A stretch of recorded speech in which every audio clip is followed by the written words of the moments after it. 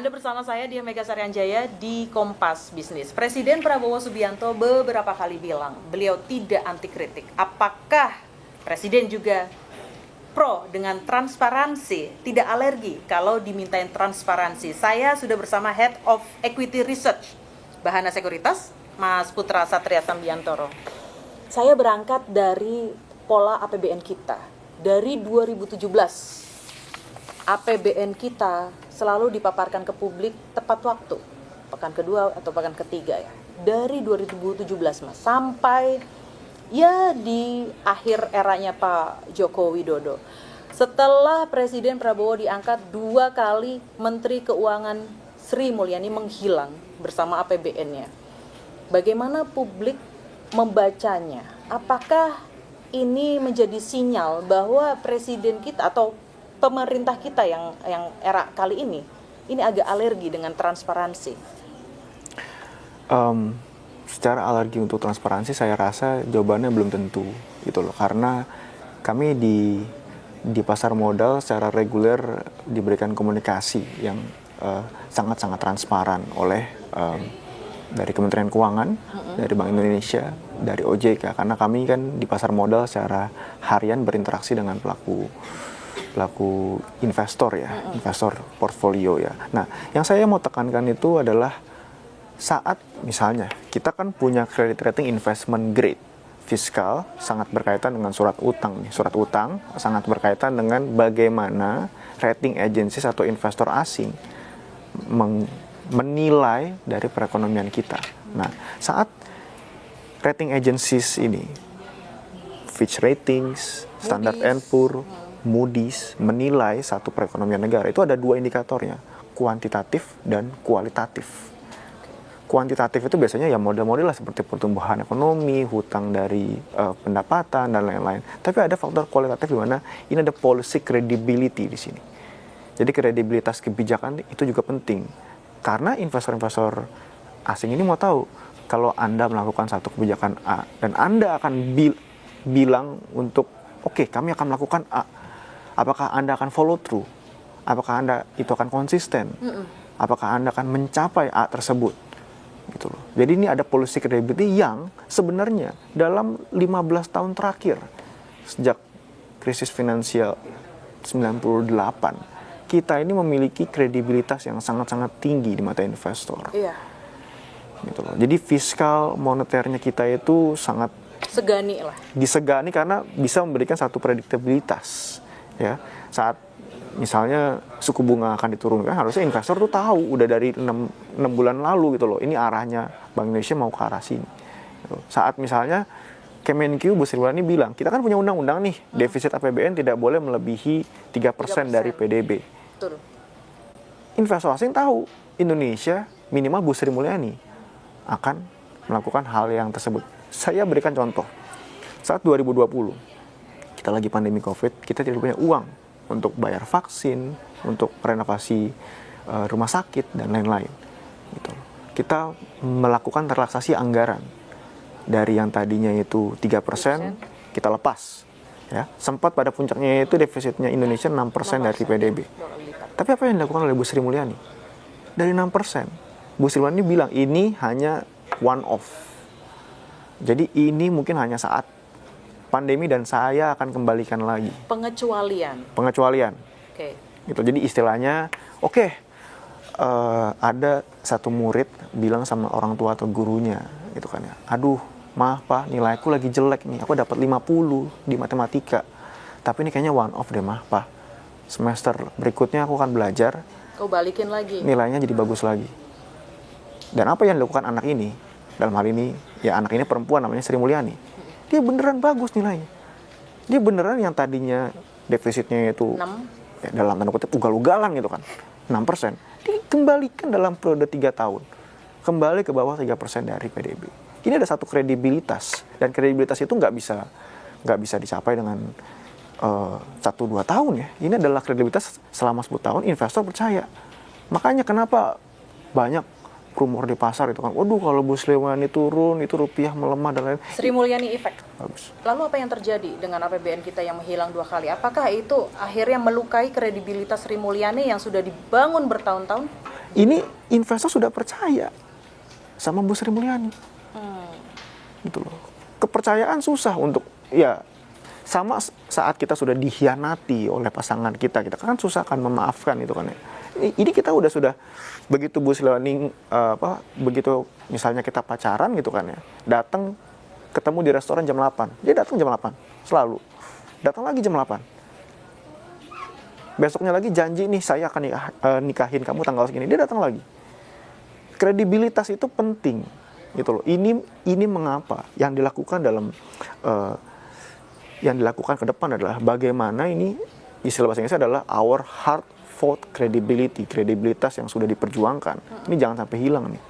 Gitu loh. Karena kita ini dari 3 rating agencies tersebut sudah investment grade, bukan hanya karena fundamental makroekonomi kita kuat, tapi secara kredibilitas kita sangat baik, sangat bagus. Misalnya gitu loh, kita punya pacarnya itu selalu datang jam 8, tiba-tiba sekali itu kan ya telat 10 menit lah. Terlambat 2 bulan. Pertanyaan saya gitu loh, Anda masih percaya nggak sama pacar Anda? Terus kan pacar Anda bilang, iya ini itu keterlambatan mungkin karena administratif, sempat diskusi dulu sama orang tua di rumah dan lain-lain. Akan memaafkan dan masih percaya karena orang ini udah selama 12 tahun memimpin Kementerian Keuangan Indonesia, selalu menepati janji, selalu punya kredibilitas. Gitu nah, makanya gitu loh, kalau diperhatikan pergerakannya saham itu kan ya, di pasar modal jadi kan saham, pasar modal ada 3, pasar saham, pasar obligasi, pasar falas, nilai tukar rupiah. Dan lihat dalam bulan Maret ini yang terkoreksi dalam itu cuma pasar saham. Ya. Kalau pasar saham terkoreksi, menurut saya tidak ada kaitannya antara Bu Sri Mulyani dirumorkan akan mundur atau di reshuffle dengan koreksi di pasar saham. Nggak ada kaitannya. Saya bisa bilang gitu. Kenapa? Karena kalau Bu Sri Mulyani beneran itu akan mundur dan lain-lain. Kan ini orang yang kredibel ya. Yang kena duluan tuh seharusnya bukan di pasar saham, di pasar obligasi dan di rupiah dulu. Nah kan kita ngelihat nih di pasar saham yang turun belum menular dan saya rasa tidak akan menular. Yakin tidak gitu akan menular, tidak akan menjalar. Oke. Ya, gitu ke pasar obligasi dan ke pasar falas, gitu loh. Karena kalau Bu Sri Mulyani misalnya mundur, investornya percaya dan lain-lain, ini yang kena duluan di hit itu adalah di pasar obligasi. Ini kan fiskal berkaitan langsung. Iya, tapi masalahnya kredit default swap kita juga kemarin kan agak rekor tuh, tertinggi sejak November beberapa tahun. Bukankah itu juga menjadi cerminan ya? Karena ketika APBN kita dalam tanda kutip menghilang, kita indikator untuk transparansi kemana? Ya pasti mencarinya sesuatu yang netral seperti di pasar saham dong. Salah satunya adalah CDS itu. Nah, betul nggak? Saya cenderung dari pihak yang membela Bu Sri Mulyani dalam hal ini. Dalam hal misalnya, gitu loh, kredit default swap-nya kita naik. Terus yield mungkin sempat naik tereskalasi. Nah, mesti dilihat dulu nih, naiknya relatif tuh apa gitu loh. Kita misalnya kredit default swap-nya berapa? 80, 100, kredit default swap kan indikator probabilitasnya satu negara tuh bangkrut. Default. Jadi makin tinggi tuh premiumnya makin tinggi, itu artinya negara tersebut makin dianggap lebih mungkin buat bangkrut gitu kan. Rentan. Tapi kita itu naik ke 80-100. Base case sebelum Bu Sri Mulyani kita 200-300 loh. Balik ke baseline-nya segituan ya. Gitu. Jadi ada istilahnya ya, kita suka tidak suka gitu loh. Mau politisi itu bilang, wah Bu Sri Mulyani seperti ini dan lain-lain. Ini di pasar ini ada namanya Sri Mulyani Premium. Sri Mulyani Premium artinya adalah kalau kita minjam uang dari investor internasional biasanya 7%, mahal dong. Gitu kan. Dalam dolar biasanya 7%. Karena yang datang minjam uang itu Bu Sri Mulyani punya kredibilitas, kita bisa minjem utang global bond 5%. Oh, prudent nih, kayak gitu maksudnya. Prudent nih, gue tahu nih kalau gue minjemin duit ke ibu yang ini pasti balik.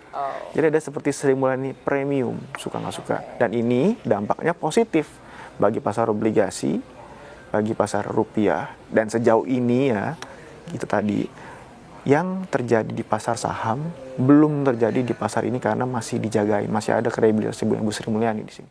Oke, APBN masih dijaga oleh seseorang yang bernama Sri Mulyani. Tapi masalahnya Mas, ada beberapa ada beberapa hal yang juga memunculkan pertanyaan ya, terutama tentang gas dan rem. Oke, saya ke eranya Pak Jokowi deh sebagai cerminan. Dulu permintaannya Pak Jokowi ABCD sedemikian rupa. Anggaran butuh untuk kementerian ini nih, oke, ada yang diokekan oleh Sri Mulyani, ada yang tidak. Salah satunya adalah anggaran pertahanan, kalau kita ingat, ya kan, untuk pembelian pesawat bekas. Itu kan anggarannya di hold tuh sama Bu Sri Mulyani, nggak cair. Ada sesuatu yang menurut saya ketika melihat banyak indikator, kok fungsi rem ini di Bu Sri Mulyani kok sedang tidak maksimal ya. MBG, oke, diokekan. Kenaikan gaji, oke. Diskon di berbagai sektor, diokekan. Lalu, Danantara, diokekan. Pertanyaan pertama adalah, apakah APBN kita kuat? Lalu, apakah memang keinginannya Presiden Prabowo dengan sedemikian banyak program besar, belum kita ngomongin giant sea wall juga kayak gitu, apakah memang harus diakomodir oleh seorang Sri Mulyani? Baik, nah ini menarik nih, karena kalau tadi dibilang, kok selama Bu Sri Mulyani sekarang remnya agak blong, itu bener kan? Gitu kan? Nah, belum tentu seperti itu. Bisa saja ini adalah evolusi dari kebijakan fiskal kita. Kenapa saya sebut evolusi ya? Karena tahu nggak Mega dan pemirsa Kompas TV itu loh, Bu Sri Mulyani itu julukannya di international investor adalah the finance minister for the bond investors. Dan ini bukan dalam konotasi yang belum tentu konotasinya positif. Kenapa? Karena Bu Sri Mulyani terlalu prudent, dianggap sangat prudent. Oke, kami percayakan bondnya kami, bondnya pemerintah Indonesia gitu kan ya. Tapi kan saat mengerem terlalu dalam, kita lupa gitu loh kalau kadang-kadang perekonomiannya kita butuh gas, gitu loh. Jadi perekonomiannya kita kan sudah melambat tadi secara struktural. Yang zamannya Soeharto, zamannya SBY itu bisa tumbuh 8-6%. Sekarang hanya tumbuh 5%. Jadi ini suatu kalau prinsip di ekonomi itu trade off. Saat Anda mengerem, Anda tidak bisa mengegas. Saat Anda mengegas, Anda tidak bisa mengerem. Padahal fungsinya dari Kementerian Keuangan atau Treasury Department in every countries itu adalah menyokong pertumbuhan. Itu adalah menyokong pertumbuhan. Suatu Menteri Keuangan itu sebenarnya memang harus menjaga fiskal dalam koridornya, tapi juga harus berpikir untuk bagaimana menstimulasi satu ekonomi. Mengoptimalkan APBN untuk ekonomi. Iya, jadi jika memang gitu, kita bisa aja nih defisit fiskal kita 0,8% per tahun. Sekarang kan 2,5%, 2,8 gitu kan ya. Kita bisa aja nih. Tapi kita nggak akan bangun apa-apa. Kita nggak kasih makan, kita nggak bikin proyek infrastruktur dan lain-lain. Jadi ini satu trade-off yang saya rasa Bu Sri Mulyani mungkin di awal periodenya, kalau ini tim sepak bola, Bu Sri Mulyani itu sebagai pelatih itu bertahan terus dan konsisten. Ini adalah pelatih yang kalau timnya itu dikendalikan jarang kebobolan. Defense-nya kuat sekali Bu Sri Mulyani ini 10 tahun lalu. Nah, sepertinya dalam 4-5 tahun terakhir kan Bu Sri Mulyani mau melakukan kompromi nih saat lagi Covid, defisitnya bisa jadi 6%. Tampaknya sekarang Bu Sri Mulyani yang sekarang mungkin bukan Bu Sri Mulyani yang dulu. Pakai strategi baru, dia berevolusi. Yang dulunya biasanya bertahan, counter attack, sekarang mulai menyerang. Mulai kalau tim sepak bola, pelatih itu mirip seperti Pep Guardiola atau Alex Ferguson sebelumnya, jadi Jose Mourinho atau Antonio Conte yang bertahan terus Bu Sri Mulyani.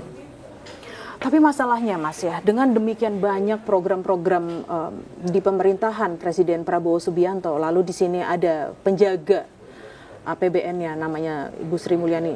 Seberapa meyakinkan sih bahwa ide-ide atau program-programnya Presiden Prabowo itu tidak ditumpangi oleh ide-ide tidak taktis yang pada akhirnya jadi backfire juga untuk APBN? Nah, saya tuh teringat saya pernah ngobrol dengan salah satu Menteri Keuangan, gitu loh. Terus Menteri Keuangan ini bilang ke saya mungkin nggak disclose Menteri Keuangan ini siapa, kita bisa nebak lah siapa kan, gitu loh. Yang paling susah jadi Menteri Keuangan itu adalah the art of saying no. Jadi Anda mesti bisa menolak tuh. Jadi saat jadi Menteri Keuangan, kan seluruh instansi nih, lebih dari 30 kementerian, lembaga, hampir 100, pasti semuanya minta anggaran ke Anda. Karena Anda adalah bendaharanya negara kan. Dapat yang kementerian A request, Bu butuh uang buat bikin ini, yang kementerian ini, Bu butuh uang buat makan bergizi gratis, ini bilang wah butuh uang buat Danantara. Biasanya tugas Menkyu adalah menolak dengan halus dan agar supaya ya anggarannya tetap dalam koridor yang bisa dipertahankan. Dalam hal ini artinya sustainabilitasnya jangka panjang gitu loh. Nah memang ini ya saya tekankan lagi, ini kan Pak Prabowo baru menjabat sekitar 4-5 bulan. Bu Sri Mulyani juga istilahnya ini adalah pelatih yang beradaptasi dengan owner klub bola yang baru. Dia maunya seperti apa?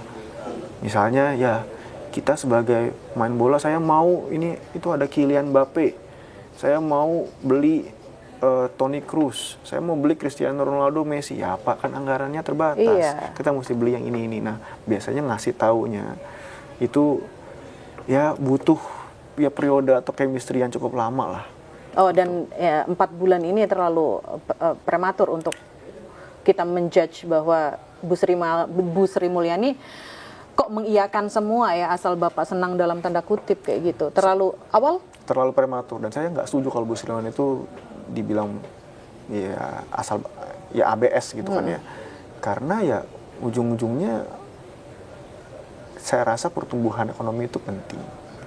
Tapi juga sustainabilitas fiskal itu adalah kredibilitas yang juga perlu dipertahankan. Stabilitas juga ya. Baik, terima kasih Head of Equity Research Bahana Sekuritas Putra Satria Semjantoro. Sampai jumpa di Kompas Bisnis selanjutnya.